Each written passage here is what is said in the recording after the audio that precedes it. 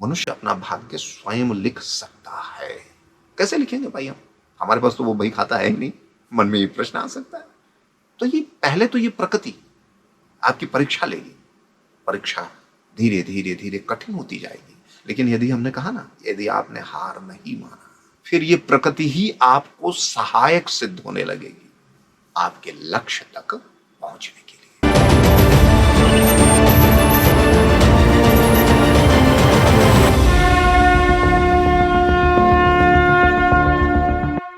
तुमने चाहा ही नहीं वरना हालात बदल सकते थे। तेरे आंसू मेरी आंखों से निकल सकते थे। तुम तो ठहरे रहे झील के पानी की तरह। दरिया बनते तो बहुत दूर निकल सकते थे। नमस्कार, मैं प्रदीप तिवारी शून्य साधना में आपका पुनः पुनश्च स्वागत करता हूं। हम इस मंच पर, शून्य साधना के मंच पर, हमेशा आपसे ये कहते रहते हैं, आग्रह करते रहते हैं कि जीवन में साधना की बड़ी आवश्यकता है। साधना से हम कुछ भी साध सकते हैं और इस जीवन में जो भी कुछ हम प्राप्त करना चाहते हैं, वो लौकिक हो या अलौकिक हो, वो साधना के परिणाम स्वरूप ही हमको मिलने वाला है।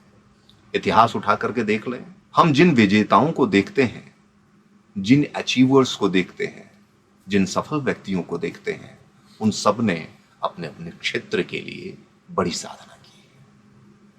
हमारे अंदर आकांक्षाएं बहुत हैं, हमारे अंदर कामनाएं बहुत हैं। और एक स्लोगन आपने सुना होगा, शायद हमने इस मंच पे संजय सर के साथ कभी चर्चा में इसको कहा होगा, वीर भोग्य वसुंधरा, जिसका अर्थ है कि वीर ही इस वसुंधरा का भोग करते हैं। वीर किसको कहते हैं? वीर वो होता है जो हार न माने, जो अपने लक्ष्य को हर हाल में पाकर रहे। जब तक वो अपने लक्ष्य को प्राप्त ना कर ले, वो लगा रहे।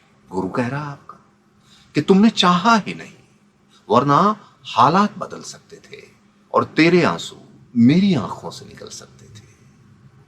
तुम तो ठहरे रहे झील के पानी की तरह। दरिया बनते तो बहुत दूर निकल सकते थे। हम सब कुछ ना कुछ तो हैं, हमारा अस्तित्व है तो हम कुछ ना कुछ तो हैं। नदी की बात ही अलग होती है। कल कल छल छल करती हुई वो नदी न जाने कहां से बहती हुई आती है। सैकड़ों हजारों मील बहते हुए वो सागर में विलीन होती है, अपने आप को विस्तृत कर देती है, संपूर्ण न्यौछावर करके कि अभी भी आपका अस्तित्व है। अभी भी आप क्यों निराश हो? आप एक जलाशय हो। उस जलाशय से न जाने कितना कुछ अभी भी सार्थक रूप से आपको प्राप्त है। लेकिन जलाशय एक सीमा में, एक परिधि में बांधा होता है और जलाशय के साथ एक नकारात्मकता ये होती है कि समय के साथ उसका जल सड़ने लगता है, उसमें काई पड़ने लगती है, जल काला पड़ने लगता है, पीने योग्य कम रह जाता है। यानी अगर हम नदी बन जाते तो बड़ी दूर निकल जाते। ये बड़ी दूर निकलना मतलब क्या? यानी कि इसी जीवन में अलग अलग क्षेत्रों में हम जो भी अचीव करना चाहते थे, जो भी हम प्राप्त करना चाहते थे, वो हम सब प्राप्त कर चुके होते, बहुत कुछ कर चुके होते और नए और जो हमारे लक्ष्य हैं, जिसका हमने संधान कर रखा है, उसमें हम अपने एनर्जी के साथ अपने पूर्ण संयोजित लक्ष्य की ओर बढ़ते हुए उसको भी आज नहीं तो कल प्राप्त कर लेते। तो आखिर कहां कमी रह गई? वो कमी अगर आप ढंग से खोजेंगे तो कमी है साधना की। आपने अब तक अपने जीवन में जो भी कुछ प्राप्त किया है, विश्वास मानिए वो भी साधना का ही परिणाम है। और आगे जो अब तक प्राप्त नहीं हो रहा है, जिसके कारण आपके अंदर कुंठा समा गई है, या जिसको हम प्राप्त करना चाहते हैं और उसके लिए दिन रात हम सोचते बहुत हैं, कुछ प्रयास भी कर रहे हैं, अगर हम साधना के द्वारा अपनी ऊर्जा को सही दिशा में, एक दिशा में लगाना सीख जाए, तो जो कार्य लंबे समय से पड़ा हुआ है, पूरा नहीं हुआ है, वो आसानी से पूरा हो सकता है। नदी की धारा को आपने कभी देखा है?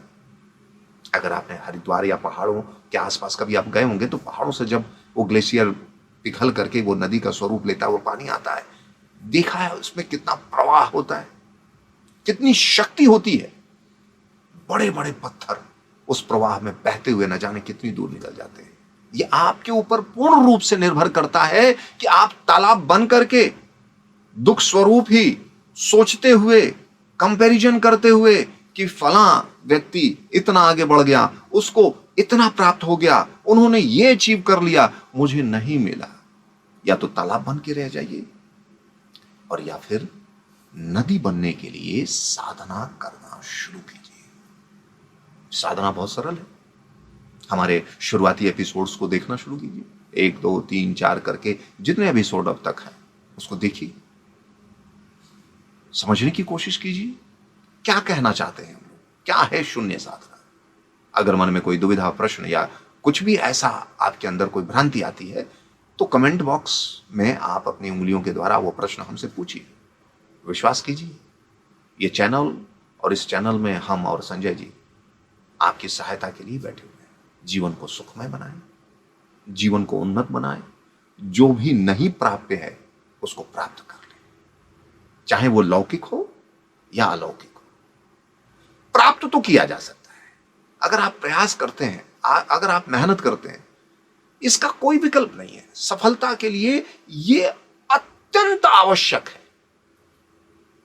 उसके बाद लोग कहते हैं कि भाग्य, बिल्कुल सही है। तो आपने भाग्य के विषय में भी एक कथा सुनी होगी कि मनुष्य अपना भाग्य स्वयं लिख सकता है। कैसे लिखेंगे भाई हम, हमारे पास तो वो बही खाता है ही नहीं। मन में ये प्रश्न आ सकता है। तो मैं कहूंगा ये पुरुषार्थ, ये मेहनत, सही दिशा में मेहनत, सही दिशा में किया गया पुरुषार्थ, जब कहीं ये प्रकृति देखती है कि यार ये बंदा, ये तो इतनी शिद्दत से लगा हुआ है, ये लगा हुआ है कि स्वयं को एक जलाशय से, एक तालाब से ये नदी बनाने पे तुला हुआ है, तो ये पहले तो ये प्रकृति आपकी परीक्षा लेगी। परीक्षा धीरे धीरे धीरे कठिन होती जाएगी। लेकिन यदि हमने कहा ना, यदि आपने हार नहीं माना, यदि आपने समर्पण नहीं किया कि भाई चलो मैं हार गया, ऐसी स्थिति में एक समय यह आएगा कि उस कठिन से कठिन परीक्षा को उत्तीर्ण करने के बाद फिर यह प्रकृति ही आपको सहायक सिद्ध होने लगेगी आपके लक्ष्य तक पहुंचने के लिए। यह शून्य साधना चैनल, जिसके विषय में हम हमेशा कहते हैं, यह आपको ही नहीं हमको भी ऊर्जा देता है। स्त्यान आ जाता है कभी कभी, बड़ी क्षमतावान होने के बाद भी कहीं किसी पॉइंट पे आकर के हम ऐसे सरेंडर होने लगते हैं। और विश्वास मानिएगा, ये मंजिल बहुत करीब होती है तभी अक्सर ऐसा होता है। ऐसे समय पे हमें सकारात्मक ऊर्जा की आवश्यकता होती है और यही उद्देश्य है हमारा इस चैनल का, शून्य साधना का, कि आपको वो चिंतन सूत्र प्रोवाइड करें। जो बातें आप जानते हैं उन बातों को हम फिर से रिवाइव करें, उनका रिवीजन करें, उनका पुनरावलोकन करें। करने से ही होगा। और हम क्या कह रहे हैं कि कर भाई, ये जीवन मिला है इसलिए हार नहीं मानना है। चरवेति का नियम पालन करते रहना है। चलते रहो, करते रहो, प्रयत्न करते रहो। अगर कहीं कुछ कंफ्यूजन है तो चिंतन करो, अपने से बड़ों के पास बैठो। आसपास बड़े नहीं हैं, कृष्ण के तरह अर्जुन को अगर कोई योगेश्वर सुलभ नहीं है तो उनके द्वारा प्रदत्त गीता सुलभ है और सदग्रंथ सुलभ है। उनकी व्याख्या करने वाले नए नए टीकाकार सुलभ है। आपके लिए शून्य साधना जैसा ये चैनल सुलभ है। करना क्या है, आते जाते उठते बैठते बहुत कुछ हम देखते रहते हैं। हेडफोन लगाना है, चैनल ऑन करना है, एक एपिसोड देख लेना है और विश्वास कीजिए आपके अंदर पुनः ऊर्जा का संचार हो जाएगा। अगर ये जो बातें हम इस चर्चा में कहते हैं, जो हम शून्य साधना में आपको बताते हैं, अगर ये सत्य हैं तो विश्वास मानिए ऊर्जा आपके अंदर पहले की अपेक्षा एक नए उच्च स्तर पर आ जाएगी। फिर उसी ऊर्जा को उसी समय दृढ़ता से एक धारणा बनाकर कि नहीं ये होना है, ये करना ही है, आप सही दिशा में लगा दीजिए। आपको आपका मनोवांछित फल मिल जाएगा। देखिए, आपको जो भी अचीव होगा, यदि वो लौकिक हो तो भी और अलौकिक हो तो भी, इस पर पूर्ण रूप से पूर्णकालिक आपका ही प्रभाव होगा। तो सोचिए कितनी सार्थक परिकल्पना है शून्य साधना की। सिंपल सी परिकल्पना कि हमारा समाज, हमारा भारत देश हमारे समाज के सभी लोग जो हमारे भाई बहन हैं, ये सारे लोग अपने अपने क्षेत्रों में जो भी अचीव करना चाहते हैं वो अचीव करें। शांति उनके अंदर हो, शक्ति उनके अंदर हो, दृढ़ता उनके अंदर हो और परमानंद हो। उनको कोई दुख ना हो, उनको कोई डर ना हो। विवेकानंद भी यही बात कहते हैं, उत्तिष्ठ जाग्रत च प्राप्त वरान निबोधन। उठो जागो और अपने लक्ष्य को प्राप्त करो। यही बात और सदग्रंथों से और जगहों से भी कही जाती है। क्या कही जाती है? कि हम असत्य से सत्य की ओर चले, मृत्यु से अमरता की ओर चले, अशांति से शांति की ओर चले। आप देखिए कौन सी नई बात हमने कही जो आपको पता नहीं थी। बातें तो वही है ना। हाँ, लेकिन हमने पुनः उसकी चर्चा करके उनको आपको याद दिला दिया है।